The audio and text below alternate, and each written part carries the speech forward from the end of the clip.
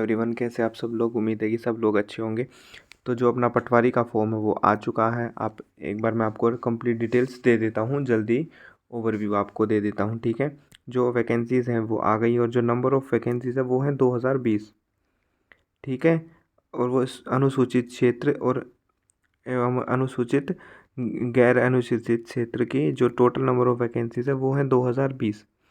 अच्छा, इसमें जो है वो आपकी जो सीईटी का स्कोर मांगा गया। आपको एप्लीकेशन फॉर्म भरना कैसे है वो मैं बता देता हूँ। आप राजस्थान की वेबसाइट पे जाएंगे, वो मैं आपको करके दिखा दूंगा कि कैसे आपको फॉर्म भरना है। ठीक है, तो पहले वेबसाइट पे जाना है। वेबसाइट पे जाने के बाद आपसे 2-3 चीज़ें डिटेल्स मांगेंगे। अच्छा, सीईटी का जो 2024 का स्कोर था वो भी आपको स्कोर कार्ड मांगा जाएगा। उसके बाद आपको अपना आधार कार्ड और रजिस्ट्रेशन कर रखा है, जिन्होंने कर रखा ऑलरेडी उनके पास उनका ओटीआर नंबर होगा। जिन्होंने नहीं कर रखा वो फ्रेश कर सकते हैं, और जिन्होंने कर रखा है लेकिन वो भूल गए हैं तो जीमेल आईडी से आपको आपका रजिस्ट्रेशन मिल जाएगा। फिर भी अगर आप नहीं कर पा रहे तो आप फॉरवर्ड कर दीजिएगा, आपके मोबाइल पे कोड वगैरह आ जाएगा जिससे आप लॉगिन कर पाएंगे। ठीक है, उसके बाद हम बात कर लेते हैं कि भाई जब हमारा रजिस्ट्रेशन हो जाएगा तो हमें फ़ीस कितनी पे करनी होगी। तो जनरल कैटेगरी की फ़ीस है वो 600 रुपये है। SC ST की फ़ीस जो है 400 रुपये है, और EWS की। ठीक है, और जो PWD कैंडिडेट्स होते हैं, जो दिव्यांग होते हैं, जैसे कोई कैंडिडेट VI से है, HH से है, या फिर OH से है, या फिर मल्टीपल डिसेबिलिटी है। ठीक है, उसके अलावा अगर लेप्रोसी वगैरह है तो इस आपकी जो फ़ीस है वो 400 रुपीज़ रखी गई है, जो मेरे हिसाब से थोड़ी ज़्यादा है। उन कैंडिडेट्स के लिए फ़ीस होनी ही नहीं चाहिए। जो टोटल नंबर ऑफ़ वैकेंसीज़ है आप वो देख लीजिए। जो मेल है, फीमेल कैंडिडेट है जनरल कैटेगरी की, यहाँ पर हम देख लेंगे। अगर हम जो ज़िले के हिसाब से चेक करेंगे तो टोटल नंबर ऑफ़ वैकेंसीज़ कहाँ पे कितनी है वो हम नीचे आ जाते हैं। ये रही जो UR कैटेगरी की हैं वो 287, 140, 102। तो इसमें TSP नॉन TSP आप देख लेना, क्योंकि आपको वैकेंसी से कुछ खास करना नहीं है, आपको सिर्फ पढ़ाई से करना है। ठीक है, हॉरिजॉन्टल और जो आपकी वैकेंसीज़ हैं वर्टिकल, वो यहाँ पर आपको रिजर्वेशन मिलेगी इसमें। और जो PWD कैंडिडेट्स हैं उनको भी रिजर्वेशन इसमें मिली हुई है। ठीक है, तो अब हम बात करते हैं जो फॉर्म जब आप भर लेंगे तो उसके बाद आपको अपनी कैटेगरी और नंबर ऑफ़ पोस्ट पता चल जाएगी। ये EWS वगैरह कैटेगरी के लिए जो 2-4 चीज़ें हैं वो दी गई हैं, जिसमें कुछ खास नहीं है।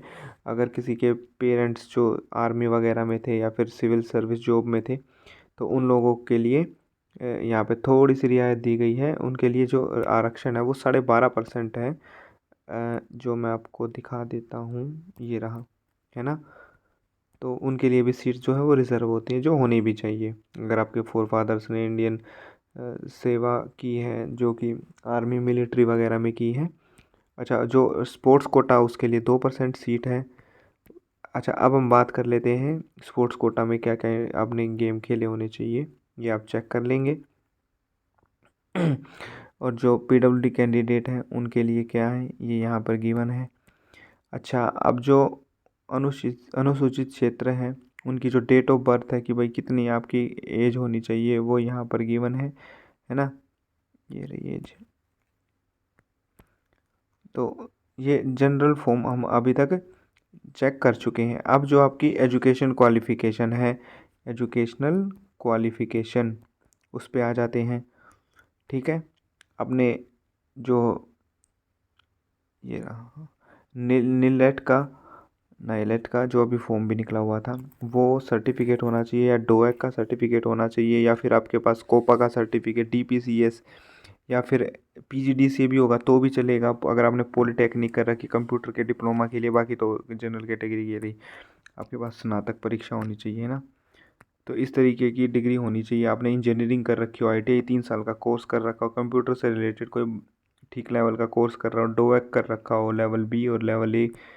लेवल C तो शायद नहीं चल पाएगा क्योंकि मेंशन नहीं है कहीं भी। अच्छा, ठीक है। अब जो आपकी जिन आप फॉर्म कौन कौन भर सकता है, जो इंडियन सिटीजन है, और जो एज क्राइटेरिया है वो एज 18 से लेके 40 तक का एज क्राइटेरिया है इसमें। ठीक है, अब हम जो है मेन चीज़ पे आते हैं कि भाई एग्ज़ाम जब कंडक्ट होगा आपने ऑनलाइन फॉर्म भर दिया तो उसके बाद एग्ज़ाम कंडक्ट किया जाएगा। एग्ज़ाम में एजुकेशनल क्वालिफ़िकेशन आपकी क्या होनी चाहिए ये। अच्छा, फॉर्म भरते टाइम कुछ चीज़ों का ध्यान रखना है ना, कि जो फ़ोटो है वो नई होनी चाहिए, और जो बैकग्राउंड है, राइट, जो आप फ़ोटो के पीछे हल्के रंग का होना चाहिए, लाइट बैकग्राउंड। आप हल्का सा नीला, हल्का सा पीला, हल्का सा हरा, ये सब मत करना यार, है ना। वाइट बैकग्राउंड रखना वो सबसे बेस्ट है। आपके जो फीमेल्स है, कुछ लोग बाली पहन के, कुछ लोग नाक में डाल के या फिर चुन्नी में फ़ोटो मत खिंचवाना। खिंचवाना है तो वो अपलोड मत करना, डिलीट करवा देना और दूसरी लगवा देना, ठीक है। अब अगर आपने चश्मा पहन रखा है तो वो भी हटाना है। जेपीजी फाइल, जो आजकल तो इंटरनेट पे सब कन्वर्ट हो जाता है, आपको बस लिखने की ज़रूरत है। 100 KB से नीचे की फ़ाइल होनी चाहिए, बस ये ध्यान रखना, अदरवाइज़ थोड़ी सी दिक्कत हो जाएगी आपको।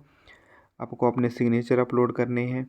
वो अपलोड करने के बाद आपका फॉर्म जो है वो पूरी तरीके से भर जाएगा और आपके पास रजिस्ट्रेशन आईडी नंबर आ जाएगा, क्योंकि आपको एडमिट कार्ड निकालते टाइम भी उनकी ज़रूरत पड़ेगी, ठीक है।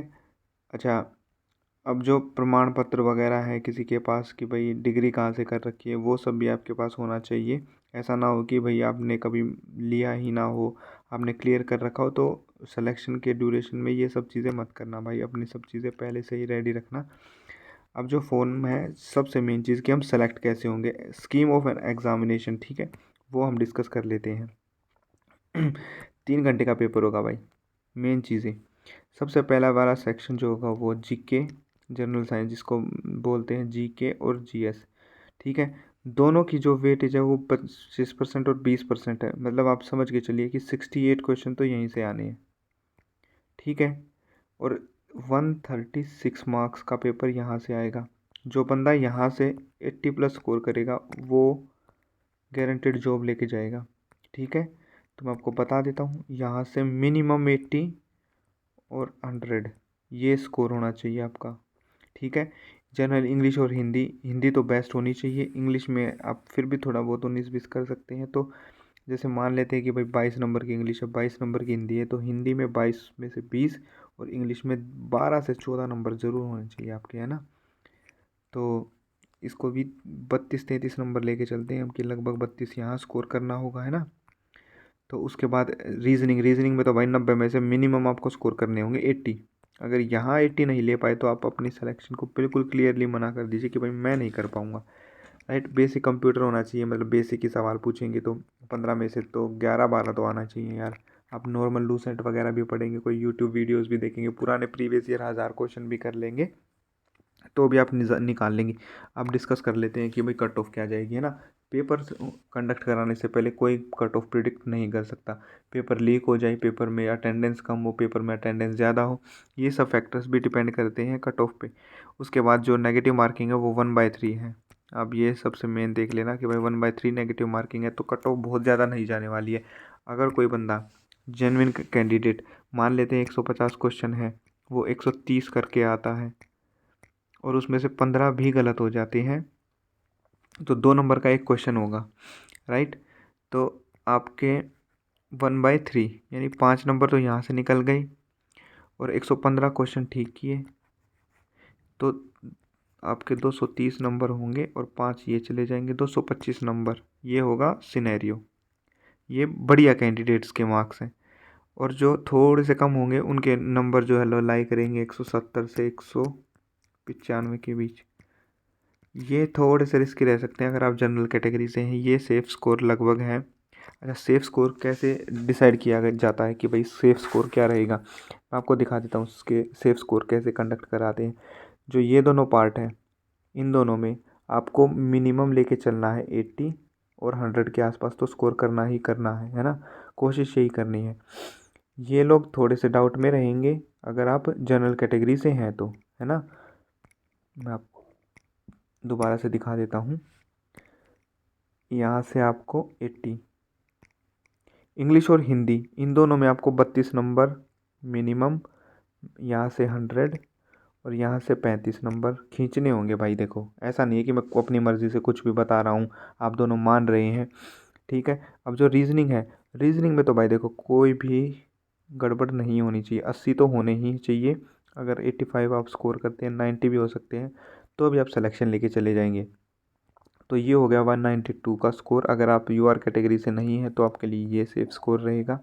अगर आप यूआर कैटेगरी से हैं तो आपके लिए यही सेफ स्कोर रहेगा, है ना। तो ये लगभग 220 का स्कोर बन जाता है। तो ये आपके लिए सेफ स्कोर रहेगा, अगर चीज़ें ठीक रहती हैं, पेपर लीक नहीं होता है, तो ये सेफ स्कोर रहेगा। अगर आपको कोई भी चीज़ दिक्कत आती है, सिलेबस एक बार आप चेक कर लेना, है ना, कि general history polity geography science English Hindi और जनरल इंग्लिश आएगी। मैथ्स तो कुछ खास नहीं आएगा, बेसिक मैथ होगा बिल्कुल, और रीजनिंग होगी, उसके बाद बेसिक कंप्यूटर, बिल्कुल बेसिक कंप्यूटर। आपको नंबर उठाने पड़ेंगे भाई। देखो मैं आज भी बता रहा हूँ, 180 से लेके और 210 वाले बच्चे डाउट में ही रहेंगे अगर आप यूआर से हैं। मैं सिर्फ यूआर की बात करूँगा, उसको रेसिप्रोकल में आप कम कर लीजिएगा, ठीक है। तो अगर किसी को कोई डाउट हो एडमिट कार्ड वगैरह ये सब फॉर्म वगैरह भरने में, तो मेरे को कमेंट कर देना, मैं हेल्प कर दूंगा। Okay, good night guys, subscribe कर लेना।